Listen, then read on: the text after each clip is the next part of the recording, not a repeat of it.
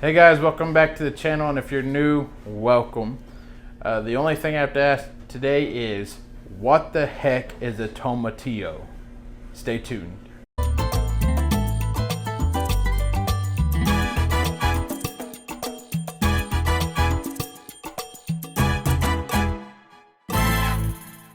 This is a tomatillo. A tomatillo is not a tomato. They are not a green tomato. While they're in the tomato family, some of the difference are a tomatillo has a husk on it, while a regular tomato does not. The tomatillos are actually originated from Mexico. They are a staple in Mexican cuisine. Do we ever see them in the United States? The answer is yes, we do. They are found in many salsas and in other Mexican recipes to help bring out flavors of other things. Today I was inspired by another YouTuber named deepfriedking. He has a video titled Legit Mexican Salsa. I'll post the links down below so you can check that out. He makes a huge batch of this stuff. We're going to start on a small scale to see how this recipe works out, and if you like it below, I'll put his link as well as some other links to some of my favorite cooking YouTubers. So I'm going to give you the recipe list, and then let's get cooking. So what you're going to need to start off with is 2 tomatillos. You'll need 6 Roma tomatoes. It's about as easy as to get. Just go find Roma tomatoes and get them. You're also going to need 2 to 3 Serrano peppers. If you like it really spicy, put 3 in. If you like it not so spicy, put 2 or even just 1. Or you could use a different pepper. You're going to also need 1 green onion, not the bulb, but the actual green stem part. The bulb would just be too much onion for this recipe. You're going to need a 1/4 cup of cilantro. You can use more if you like it more cilantro flavor. You don't have to though, or you could use less. You need 3 medium cloves of garlic, or 2 large cloves if you have them. Juice of 2 limes. This will yield about a 1/4 cup or so. It just depends on how juicy and how big the limes are. Fajita seasoning is next on the list.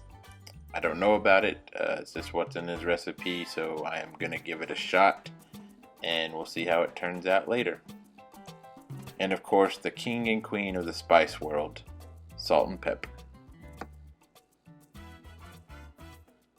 You're going to start off by peeling your tomatillo, getting that nasty husk off, and be sure to do it to both of them to get them ready.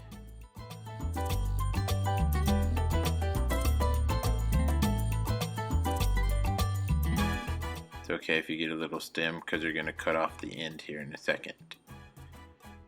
So you take your knife and very carefully try to get as close as you can to that stem, that end of it, and chop it off. And then you'll move on and you'll do it the same thing to the other one.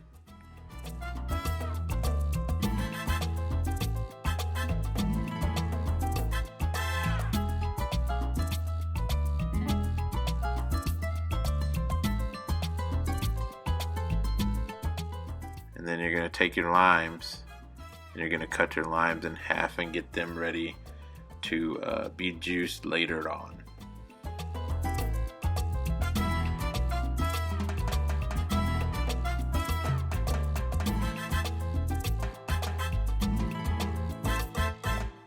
Next up is your onion. You're going to take your onion and you're just going to cut that stem off. The stem is what you want in this case. The bulb you can leave behind. You can actually put that in the garden and it'll grow another green onion. And now you're going to take your pepper and you're going to cut the ends off.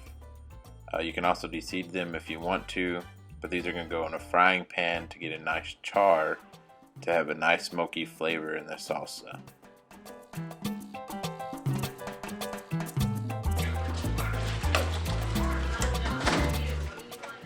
take a pot of boiling water and you're going to add your tomatoes into it. One at a time. Be very careful because this water is hot. And in about 10 to 15 minutes, the tomatoes and the tomatillos are going to get really soft. And that's when you drain them and pull them out.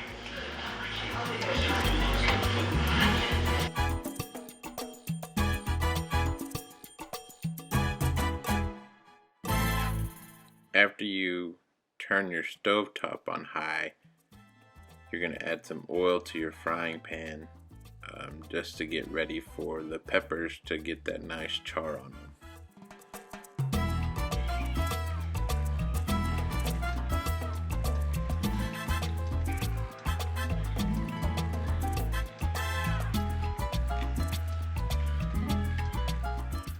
After your pan gets nice and hot, make sure the whole bottom is covered in oil, and then you're going to take your peppers and put them in there. This process doesn't take very long, so be very careful so you don't burn the peppers.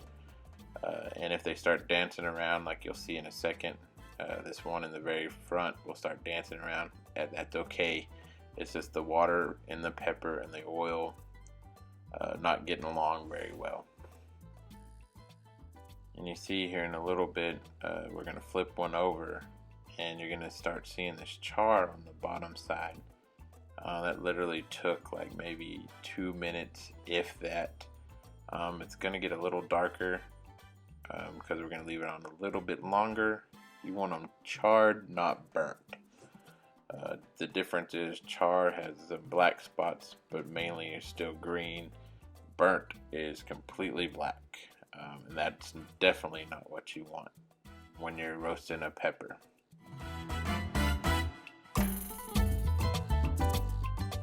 That's what you want, a nice blister on the outside. That it just brings out more flavor in the pepper, and it adds a little smoky quality to the salsa itself.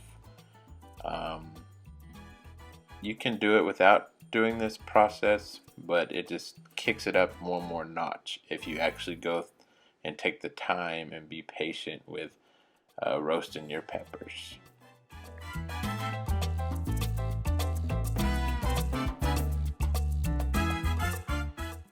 Moving on to the tomatoes, they're starting to boil very nicely and so it's starting to get soft. After that, don't let them go too far or they'll get really mushy and just not really nice. So you take your strainer and very carefully pour your pot over your strainer to get your tomatoes and tomatillos.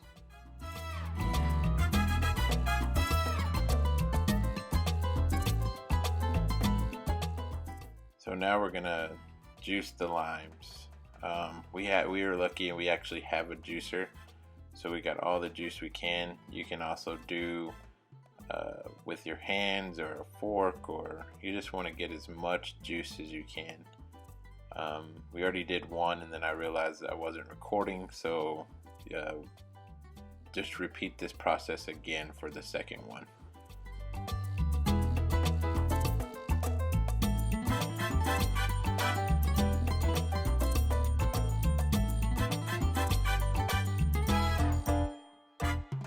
You want to start putting stuff into your blender, starting with the tomatoes since they're the biggest thing, but they will blend really easy because they're already soft. Be careful once again because they're still hot. You just dump the rest.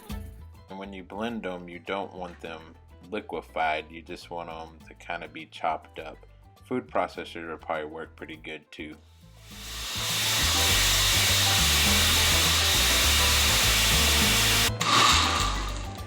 After the tomatoes, you're going to start adding everything else. The pepper, the cilantro, green onion, the garlic, the salt, the pepper, and the fajita seasoning. You just do this to taste, then you blend again.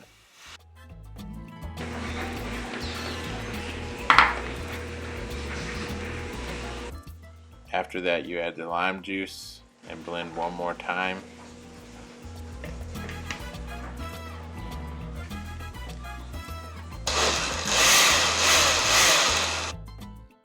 And here's the final product.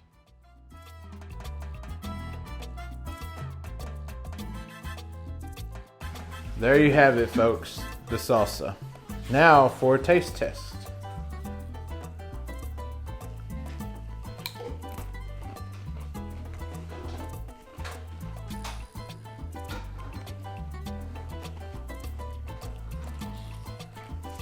Pretty good.